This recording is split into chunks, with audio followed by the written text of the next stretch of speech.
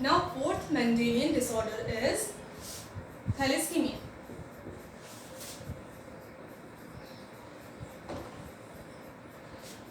Thalassaemia में क्या होता है? Thalassemia autosome linked recessive disorder है। किसकी वजह से होता है? ये ऑटोसोम में म्यूटेशन की वजह से होता है। इसमें क्या होता है, जो प्रोटीन चेन्स होती हैं, जो ग्लोबिन चेन्स होती हैं, जो आगे जाके हीमोग्लोबिन बनाती हैं, उनका प्रोडक्शन कम हो जाता है, उनका रेट ऑफ प्रोडक्शन डिक्रीज़ हो जाती है।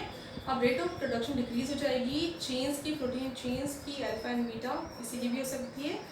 इससे आगे जाके जो हीमोग्लोबिन का प्रोडक्शन है वो स्लो हो जाता है, कम हीमोग्लोबिन बॉडी में प्रोड्यूस होगा। कम हीमोग्लोबिन प्रोड्यूस होगा तो इससे फिर एनीमिया की कंडीशन आ जाती है, इंडिविजुअल्स को एनीमिया हो जाता है।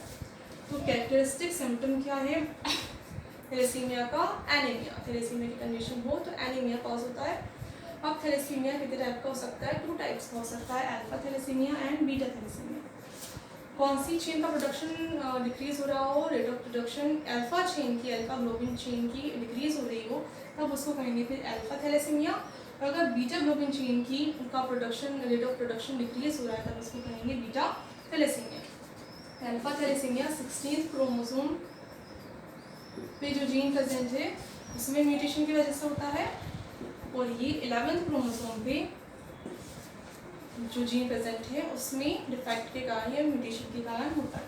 तो दोनों ही क्या है? ऑटोसोम में, इसलिए जो जीन जो डिजीज़ है वो कैसी है? ऑटोसोमल डिसऑर्डर है, ऑटोसोमल डिजीज़। थैलेसीमिया में प्रोडक्शन कम हो जाएगा, total rate of production of haemoglobin decrease हो जाता है।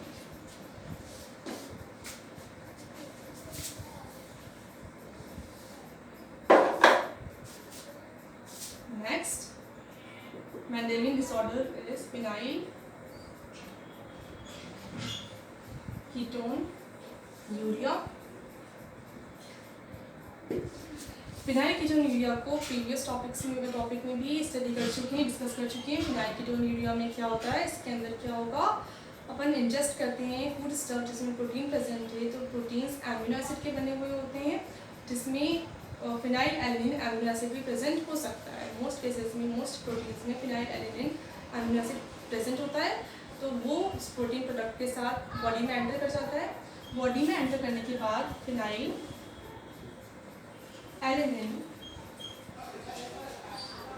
कन्वर्ट हो जाता है टायरोसिन। तो जो फिनाइल एलिनिन है वो यूजफुल होता है बॉडी के लिए, क्योंकि उसका कन्वर्जन हो रहा है इसमें टायरोसिन में। टायरोसिन न्यूरोट्रांसमीटर के प्रोडक्शन में हेल्प करता है। इससे आगे जाके न्यूरोट्रांसमीटर प्रोड्यूस होते हैं। न्यूरोट्रांसमीटर्स जो सिग्नल्स होते हैं उनको एक प्लेस से दूसरे प्लेस पे, एक बॉडी पार्ट से दूसरे बॉडी पार्ट पे या ब्रेन तक ले जाने में हेल्प करते हैं। तो फिनाइल एलिनिन यूजफुल होता है टायरोसिन में अगर चेंज हो जाए तब। अब कौन सा एंजाइम चेंज करेगा इसको? फिनाइल एलिनिन हाइड्रोक्सिलेज एंजाइम के प्रेजेंस में ही चेंज होगा टायरोसिन में, अदरवाइज चेंज नहीं होगा। अब मान लो फिनाइल एलिनिन हाइड्रोक्सिलेज का प्रोडक्शन नहीं, अब ये जो डिजीज़ है इसमें क्या होता है, phenyl alanine hydroxylase enzyme produce नहीं होता। किस रीज़न की वजह से नहीं होता? 12th क्रोमोसोम पे जो जीन्स हैं जो किसके लिए रिस्पॉन्सिबल हैं, इस एंजाइम के प्रोडक्शन के लिए रिस्पॉन्सिबल हैं, वो जीन में म्यूटेशन हो जाएगा और अब वो जीन्स इस एंजाइम को प्रोड्यूस नहीं कर पाएंगे। अब ये एंजाइम प्रोड्यूस नहीं हुआ तो टायरोसिन में कन्वर्ट नहीं हो पाएगा। टायरोसिन में कन्वर्ट नहीं हुआ तो जो न्यूरोट्रांसमीटर है वो प्रोड्यूस नहीं हो पाएंगे और ब्रेन अच्छे से फंक्शन नहीं कर पाएगा, उस तक सिग्नल्स अच्छे से नहीं पहुँच पाएंगे।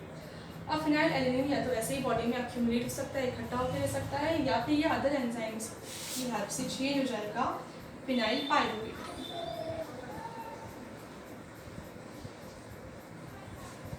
दोनों ही कंडीशन में ये बॉडी के लिए हार्मफुल होता है, एक्यूमुलेट हो जाए तो। साथ में जो फिनाइल पाइरुवेट है ये इस किडनीज को अब्जॉर्ब नहीं कर पाती, किडनी की कैपेसिटी अब्जॉर्ब करने की फिनाइल पाइरुवेट को कम होती है, इसलिए रीअब्जॉर्प्शन नहीं होता फिनाइल पाइरुवेट का, और फिनाइल पाइरुवेट यूरिन के साथ एक्सक्रीट हो जाता है। तो फिनाइल कीटोन्यूरिया डिजीज़ में क्या होता है, इसका एक सिम्टम है कि यूरिन में फिनाइल पाइरुवेट प्रेजेंट होता है। फिनाइल पाइरुवेट यूरिन में नॉर्मल केसेस में ज़्यादा अमाउंट में प्रेजेंट नहीं होता, लेकिन थोड़ा बहुत अमाउंट हो सकता है पर ज़्यादा नहीं होता। और अगर ये डिजीज़ हो जाए किसी इंडिविजुअल को तो यूरिन में ये फिनाइल पाइरुवेट बहुत ज़्यादा अमाउंट में प्रेजेंट होता है। अब ये डिजीज़ कैसी होती है? जेनेटिक डिजीज़ है। जेनेटिक डिजीज़ जो भी होती हैं वो बर्थ के टाइम से ही प्रेजेंट होती हैं इंडिविजुअल में, क्योंकि जीन्स के साथ आती हैं वो। तो ये इनबॉर्न डिसऑर्डर है। साथ में ही मेटाबॉलिक डिसऑर्डर्स है। मेटाबॉलिज्म में इसमें प्रॉब्लम आ रही है। मेटाबॉलिज्म क्या होता है? किसी भी मटेरियल का ब्रेकडाउन हो या फिर कोई भी मटेरियल चेंज होकर कोई कॉम्प्लेक्स मटेरियल फॉर्म करते, उसका ब्रेकडाउन हो रहा है। ये चेंज हो रहा है, इसमें टायरोसिन में चेंज हो रहा है। अब इसकी चेंजिंग में इंटरप्शन होता है, इंटरप्ट होती है चेंजिंग, चेंज नहीं हो पाता, यानी इसका मेटाबॉलिज्म नहीं हो पाता। इसलिए कैसी डिजीज़ है? Inborn metabolic disease, phenylketonuria. Now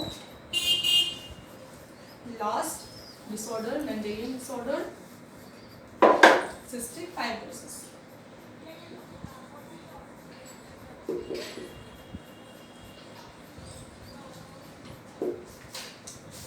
इस डिसऑर्डर में क्या होता है? सिस्टिक फाइब्रोसिस 7th क्रोमोसोम में म्यूटेशन की वजह से होता है। 7th क्रोमोसोम पे जो जीन्स प्रेजेंट है उनमें म्यूटेशन हो जाता है। अब ये जो म्यूटेंट जीन्स हैं बहुत ज़्यादा अमाउंट में म्यूकस प्रोड्यूस करते हैं, जो ग्लाइकोप्रोटीन है म्यूकस वो प्रोड्यूस करते हैं। वो इतनी सारी जो म्यूकस होती है वो सारे जो डक्ट्स होती हैं बॉडी में उनको ब्लॉक कर देती है। लंग्स ब्लॉक हो जाते हैं इससे, बाइल डक्ट, पैनक्रियाटिक डक्ट्स जो हैं वो ब्लॉक हो जाती हैं। अब लंग्स ब्लॉक हो जाते हैं तो एयर का फ्लो नहीं हो पाता, इसलिए बॉडी में एयर नहीं आ पाती, तो साथ में ऑक्सीजन नहीं आ पाती, बॉडी की ऑर्गन्स को सफिशिएंट ऑक्सीजन नहीं मिलती। साथ में कफ की प्रॉब्लम होती है, फिर इतना सारा म्यूकस जब लंग्स में इकट्ठा हो जाता है तो कफ की प्रॉब्लम हो जाती है। अब पैनक्रियाटिक एंड बाइल डक्ट भी ब्लॉक हो जाएंगे, इसकी वजह से म्यूकस में जमा हो जाएगा, जिससे जो फिर जूसेस हैं, bile juice and pancreatic juice, वो इंटेस्टाइन तक नहीं आ पाएगा और डाइजेशन का प्रोसेस इंटेस्टाइन के अंदर नहीं हो पाएगा। इसमें भी मेटाबॉलिज्म अफेक्ट होता है, तो बॉडी को एनर्जी नहीं मिलती फिर सफिशिएंट अमाउंट में। सिस्टिक फाइब्रोसिस भी मेंडेलियन डिजीज है, किस वजह से हो रही है? 7th क्रोमोसोम में जो जीन प्रेजेंट है जो म्यूकस का प्रोडक्शन कर रहे हैं उसकी वजह से।